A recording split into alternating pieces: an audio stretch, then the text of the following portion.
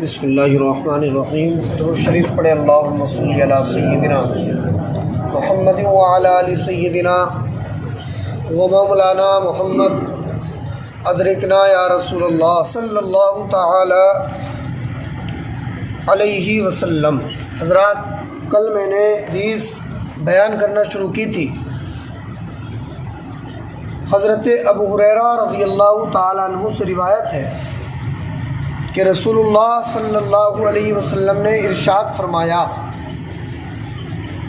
کہ جب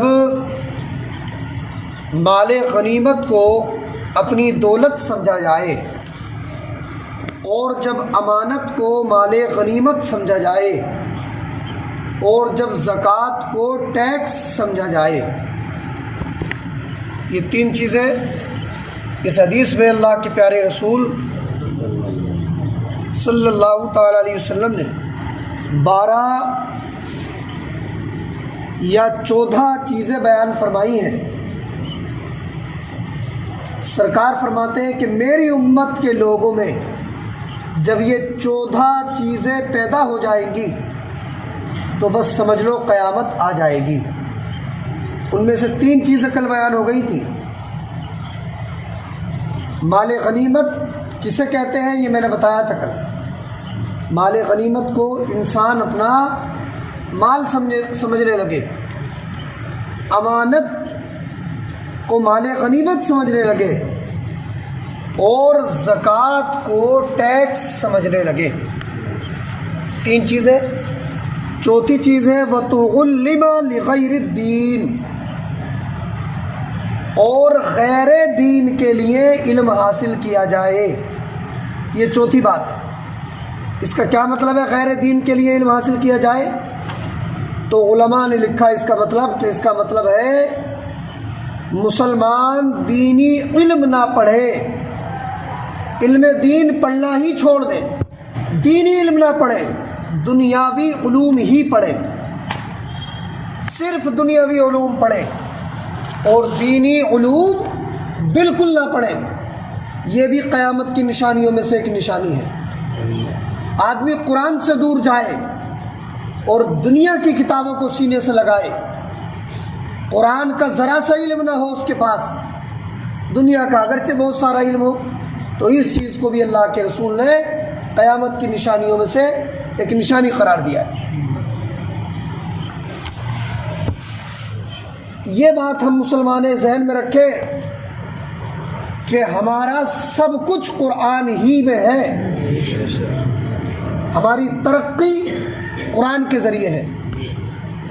اسلام یہ نہیں کہتا ہے کہ ہم دنیاوی علوم نہ پڑھیں، اسلام اجازت دیتا ہے، مگر ہمیں چاہیے کہ ہم سب سے پہلے قرآن پاک پڑھنا سیکھیں، قرآن کا علم حاصل کریں اور قرآن کے علم کے ساتھ ساتھ دنیا کا کوئی بھی جائز علم حاصل کریں، یہ ہمارے لیے اجازت ہے۔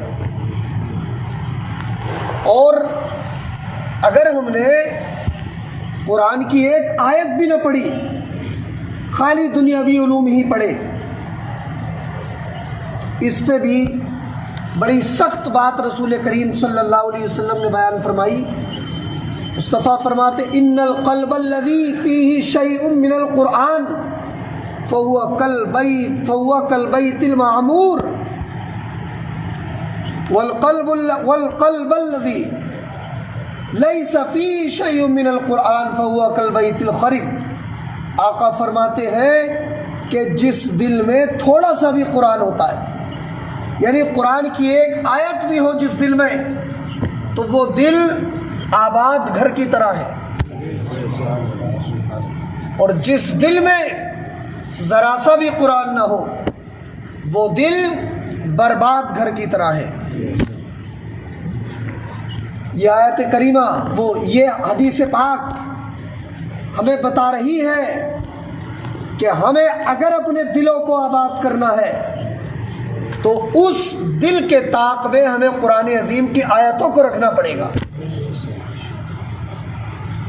قرآن پاک کی آیتوں سے دل میں نور پیدا ہوتا ہے، قرآن پاک کی آیتوں سے دل میں روشنی پیدا ہوتی ہے۔ کتنے ایسے لوگ ہیں جو मादा परस्ती के पीछे भागते हैं, दौलत के पीछे भागते हैं, और वो ये सोचते हैं कि अगर कुरानी तालीम हासिल करवाएंगे तो बच्चों को क्या मिलेगा, दुनियावी तालीम हासिल करेंगे तो बच्चे अच्छी पोस्ट हासिल कर सकते हैं, खूब पैसा कमा सकते हैं। हम कहते हैं कि आपने अगर ये सोच बनाई है कि कुरान पढ़ के कुछ नहीं मिलेगा, पैसा देने वाला अल्लाह है। अगर अल्लाह चाहे आप कितना ही दुनियावी उलूम पढ़ लें, अल्लाह चाहे फिर भी आपको कुछ नहीं मिलेगा। और अगर अल्लाह पाक चाहे तो आप कुरानी उलूम ही पढ़ें, दुनियावी इल्म कुछ भी ना पढ़ें, तब भी अल्लाह चाहे तो कोई परेशानी नहीं आ सकती, है ना। और अगर अल्लाह का करम हो जाए, कुरान का इल्म भी हो और दुनिया का इल्म भी हो, तो माशाअल्लाह सोने पे सुहागा है ना। इस्लाम मना नहीं करता, इस्लाम हर उस काम की इजाज़त देता है जिसमें इंसान की तरक्की है, जायज़ तरीक़े पर। हम अपने बच्चों को खूब दुनियावी उलूम पढ़ाएं, लेकिन उसके साथ साथ अपने बच्चों के दिलों के ताक में कुरान अज़ीम की आयतें भी नक्श करवा दें, ताकि उन्हें कुरान की बरकतें भी मिलती रहें और वो अपनी रोज़ी रोटी का ज़रिया दुनियावी उलूम को भी बना सकें। तो इस हदीस पाक के इस जुमले का मतलब है कि लोग दीनी इल्म पढ़ना छोड़ देंगे, सिर्फ दुनियावी उलूम ही पढ़ेंगे। एक तो ये मतलब है इसका, और दूसरा इसका मतलब ये है कि लोग दीनी इल्म तो पढ़ेंगे मगर दीनी इल्म की तबलीग नहीं करेंगे, दूसरों को नहीं बताएंगे। इल्म दीन हमारे मज़हब इस्लाम में तबलीग की बड़ी अहमियत है। तबलीग समझ रहे हैं आप? तबलीग समझ रहे हैं ना? दीन की बात दूसरों को बताना, ये तबलीग है। हर आदमी की जिम्मेदारी है कि पहले वो सही से दीन की बातें सीखे और फिर अपने उन मुसलमान भाइयों को बताए जिन्हें वो बातें नहीं आती हैं। बड़ा अच्छा काम है तबलीग, नबियों का काम है तबलीग करना। जितने भी नबी आए हज़रत आदम से लेकर हज़रत रसूल पाक तलक, उन्होंने क्या काम किया? तबलीग दीन का काम किया। उन्होंने लोगों को बताया कि मैं अल्लाह का रसूल हूँ, अल्लाह पाक ने मुझे तुम्हारी हिदायत के लिए भेजा है, और तुम बुतों की इबादत को छोड़ो और एक अल्लाह की इबादत की तरफ आ जाओ। अल्लाह ने ये इबादत तुम्हारे ऊपर फ़र्ज़ की है, इस इबादत को करो। इसका नाम है तबलीग। लोगों को अल्लाह के एक होने को बताया जाए, अल्लाह ने जो चीज़ें हमारे ऊपर फ़र्ज़ की हैं उन बातों को हम लोगों को बताएं और उन्हें सिखाएं, इसका नाम है तबलीग। तो अगर आप ये काम करें, हम ये काम करें, तो इंशाअल्लाह नबियों की सुन्नत भी अदा हो जाएगी और दूसरे मुसलमानों का भला भी हो जाएगा। अब एक तरीक़ा मैं बताता हूँ तबलीग का आपको। आपको अच्छी तरह नमाज याद है, आपके घर में 6 लोग रहते हैं, तो आजकल बहुत कम घर ऐसे हैं कि अगर घर में 5 मेंबर्स हैं तो सबको नमाज सही से याद है। ऐसे कम घर हैं। ऐसा नहीं है कि ऐसे घर नहीं है, ऐसे भी घर हैं कि जितने लोग हैं सबको अच्छी तरह से नमाज आती है और सब नमाज पढ़ते भी हैं। आज भी ऐसे घर मौजूद हैं, मगर ऐसे घर बहुत कम हैं। ज़्यादातर ऐसे घर हैं कि जिनमें 1-2 लोगों को नमाज सही से याद है, और कुछ ऐसे भी हैं लोग घरों में जिन्हें बिल्कुल नमाज याद ही नहीं है। तो अगर हमें अच्छे से नमाज याद है तो तबलीग दीन का एक तरीक़ा ये भी है कि हम अपने उस भाई को पकड़े, अपने घर से स्टार्ट करें काम, उस भाई को पकड़े कि जिसे नमाज याद नहीं है, और उसे एक एक बोल करके, एक एक लफ्ज़ करके नमाज याद करवाना शुरू कर दे। پہلے اسے ثنا یاد کرائے، اس کے بعد میں الحمد شریف یاد کروائے، اس کے بعد میں قل هو اللہ احد یاد کروائے، اس کے بعد میں تحیات یاد کروائے، پھر درود شریف یاد کروائے، پھر جو دعائے معصورہ پڑھی جاتی ہے ربنا آتنا یا رب اجعلنی یہ یاد کروائے، اور پھر اسے نماز کا طریقہ بتائے، اور اللہ سے اگر وہ بے نمازی ہے تو اس کے نمازی ہونے کی دعا بھی کرتے رہے، انشاءاللہ ایک نہ ایک دن وہ مسجد کا نمازی بن ہی جائے گا۔ اور اگر آپ نے اپنی زندگی میں یا میں نے ایک بھی نمازی بنا دیا تو ہو سکتا ہے ہمارا یہ عمل ہی اے اللہ کی بارگاہ میں ہماری بخشش کا ذریعہ بن جائے۔ ایک ہی عمل، رحمت حق بہانہ بھی جویت، اللہ کی رحمت تو بہانے تلاش کرتی ہے۔ ہم نے مانا کہ ہمارے ہزاروں دفتر ہوں گے گناہ کے، لیکن اگر بارگاہ مولا میں ایک کام بھی قبول ہو گیا تو ہو سکتا ہے گناہوں کے ہزاروں دفتروں پہ وہ ہماری ایک نیکی ہی بھاری پڑ جائے۔ اس لیے یہ تبلیغ کا کام ہونا چاہیے۔ اگر بیوی کو نماز یاد نہیں ہے، بیوی کو نماز یاد کراؤ، گھروں میں محبت کا ماحول پیدا کرو، بیوی کو قریب لاؤ، اسے نماز یاد کراؤ۔ بیٹی کو نماز یاد نہیں ہے، اپنے بچیوں کو نماز یاد کرواؤ۔ اگر آپ کو ٹائم نہیں ملتا اور گھر میں بیوی کو صحیح سے نماز یاد ہے تو آپ یہ تاکید کرو کہ ان بچیوں کو نماز یاد کرانا، چھوٹے گھر کے بچوں کو نماز یاد کرانا یہ تمہاری ذمہ داری ہے۔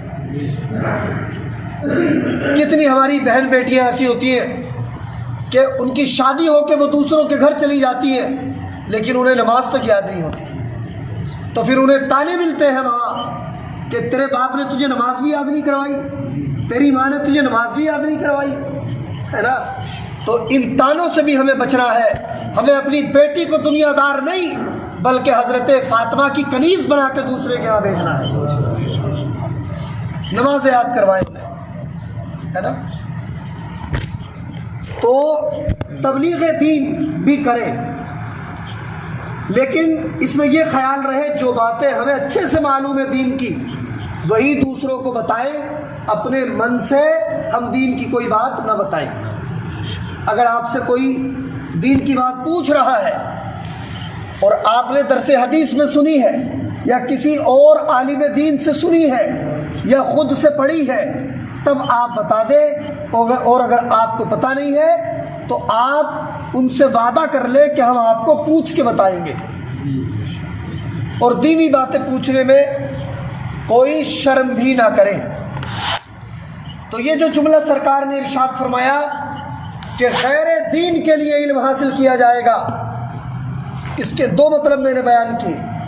ایک مطلب یہ کہ لوگ دین کا علم پڑھنا ہی چھوڑ دیں گے، صرف دنیا کا علم پڑھیں گے، اور دوسرا مطلب یہ کہ دین کا علم پڑھیں گے تو مگر دوسروں کو نہیں بتائیں گے، دوسروں تک وہ علم نہیں پہنچائیں گے۔ دو مطلب ہو گئے، بس آخری بات بیان کر رہا ہوں۔ اور تیسرا مطلب اس کا یہ ہے کہ لوگ علم دین تو پڑھیں گے مگر دوسروں تک پہنچانے کے لیے نہیں بلکہ دنیا کمانے کے لیے پڑھیں گے، یہ بھی مطلب ہے اس کا۔ بنیں گے علماء مگر نظریہ یہ ہوگا کہ جب عالم بن جائیں گے تو لوگ مولانا صاحب کہیں گے، عالم بن جائیں گے تو لوگ مفتی صاحب کہیں گے۔ تو سرکار فرماتے اگر اس نیت سے لوگ علم حاصل کرنے لگے کہ مفتی بن کے خوب پیسہ کمائیں گے، عالم بن کے خوب پیسہ کمائیں گے، تبلیغ دین نیت نہ ہو بلکہ پیسہ کمانا نیت ہو قرآن کے علم سے، تو یہ بھی قیامت کی نشانیوں میں سے ایک نشانی ہے۔ اللہ کے رسول صلی اللہ علیہ وسلم فرماتے ہیں کہ جس نے دنیا کمانے کے لیے علم دین حاصل کیا، اللہ قیامت کے دن اسے جنت کی خوشبو تک محسوس نہیں کروائے گا۔ اگر ہم علم دین حاصل کر رہے ہیں، اپنے بچوں کو علم دین حاصل کروا رہے ہیں، ہے نا، تو نظریہ پیسہ کمانا، دولت کمانا، شہرت کمانا یہ نہیں ہونا چاہیے۔ دل میں نیت یہ ہونا چاہیے قرآن کا علم حاصل کر کے، حدیث کا علم حاصل کر کے ان مسلمانوں کی اصلاح کروں گا جو بے نمازی ہوں گے، انہیں نمازی بنانے کی کوشش کروں گا، جو بے علم ہوں گے انہیں علم دین سکھانے کی کوشش کروں گا، اپنی قوم کے بچوں کے سینوں میں قرآن پاک کی تعلیم اتارنے کی کوشش کروں گا۔ یہ نظریہ لے کے علم دین حاصل کریں۔ یہ نظریہ ہونا چاہیے کہ دین کے پرچم کو بلند کروں گا، دین کے جھنڈے کو اونچا کروں گا اور اس دین کی تبلیغ کروں گا جو دین جناب محمد الرسول اللہ کی بارگاہ سے لے کر کے آئے ہیں۔ پھر دیکھیں آپ یہ نیت بنائیں، اور کوئی طالب علم اگر علم دین حاصل کر رہا ہے، حافظ بن رہا ہے، عالم بن رہا ہے، وہ یہ نیت بنا لے انشاءاللہ میں پورے یقین اللہ کی رحمت پہ یقین کر کے کہہ رہا ہوں اسے نہ دنیا میں کوئی پریشانی ہوگی اور انشاءاللہ مرنے کے بعد نہ اسے آخرت میں کوئی پریشانی ہوگی۔ دنیا والے بھی کہیں گے بڑا نیک انسان ہے، اور جب قیامت کے میدان میں جائے گا تو مصطفیٰ جان رحمت صلی اللہ علیہ وسلم بھی دیکھ کے خوش ہو جائیں گے، بلکہ ایسے عالم کے تعلق سے تو ہے کہ حضرت جبریل اس کا ہاتھ پکڑ کے اسے مصطفیٰ جان رحمت کی بارگاہ میں لے جائیں گے، ہے نا، اور سرکار حوض کوثر پہ لوگوں کو جام پلا رہے ہوں گے، تو ایسے عالم کو جب سرکار دیکھیں گے تو مصطفیٰ اسے دیکھ کے کھڑے ہو جائیں گے، اور سب کو تو سرکار برتنوں سے جام پلا رہے ہوں گے، لیکن ایسے عالم دین کو مصطفیٰ اپنے ہاتھوں سے جام کوثر پلائیں گے۔ تو لوگ کہیں گے یا رسول اللہ سب کو تو برتنوں سے پلا رہے تھے، اس عالم دین میں ایسی کیا خاص بات ہے کہ آپ اسے اپنے ہاتھ سے جام کوثر پلا رہے ہیں؟ تو سرکار جواب دیں گے کہ اس میں خاص بات یہ ہے کہ جب دنیا کے لوگ دنیا کی دولت کمانے میں لگے تھے اس وقت یہ عالم دین میری امت کے بچوں کو قرآن کی تعلیم سکھانے میں لگا ہوا تھا، اس لیے میں اسے اپنے ہاتھ سے جام کوثر پلا رہا ہوں۔ تو دنیا کی دولت تو ختم ہونا ہے، اپنے بچوں کو اگر ہم دین کا علم پڑھائے تو ان کی گھٹی میں یہ بات پلا دے کہ بیٹے یہ قرآن کا علم حاصل کر رہے ہو، تمہاری نیت قرآن دوسروں تک پہنچانا ہونا چاہیے، تمہارا مقصد دین کی تبلیغ ہونا چاہیے، تمہارا مقصد یہ نہیں ہونا چاہیے کہ قرآن کے علم سے میں پیسہ کماؤں گا۔ جب قرآن سینے میں ہوگا اللہ خود بخود دنیا کی دولت کو تمہارے قدموں میں ڈال دے گا۔ اللہ مجھے بھی آپ کو بھی عمل کی توفیق عطا فرمائے۔ بسم اللہ الرحمن الرحیم، اللہم صلی علی سیدنا محمد وعلی آل سیدنا و مولانا محمد، ادرکنا یا رسول اللہ صلی اللہ تعالی علیہ وسلم۔ اللہم ربنا آتنا فی الدنیا حسنہ وفی الآخرۃ حسنۃ وقنا عذاب النار۔ پروردگار دو عالم، یہ درس حدیث ہوا، اس میں اگر کوئی بھی غلطی ہو گئی ہو اللہ معاف فرما، یا اللہ ہم سب کو نیک اعمال کی توفیق عطا فرما، یا اللہ ہمیں بدعمالیوں سے بچنے کی توفیق عطا فرما، یا اللہ ہمارے بچوں کو حافظ قرآن، عالم دین، مفتی دین بننے کی توفیق عطا فرما، یا اللہ ہم سب کے دلوں میں نیک جذبات پیدا فرما، تبلیغ دین کا جذبہ پیدا فرما، یا اللہ ہمیں اپنی اصلاح کرنے اور دوسرے مسلمانوں کی اصلاح کرنے کی توفیق عطا فرما، یا اللہ ہمارے گھروں میں برکتیں نازل فرما، رحمتیں نازل فرما، ہمارے روزی میں روزگار میں برکتیں پیدا فرما، ہمارے لیے رزق حلال کے دروازوں کو کشادہ فرما۔ وصلی اللہ تعالی علی خیر خلقہ محمد و آلہ و صحبہ اجمعین برحمتک یا ارحم الراحمین۔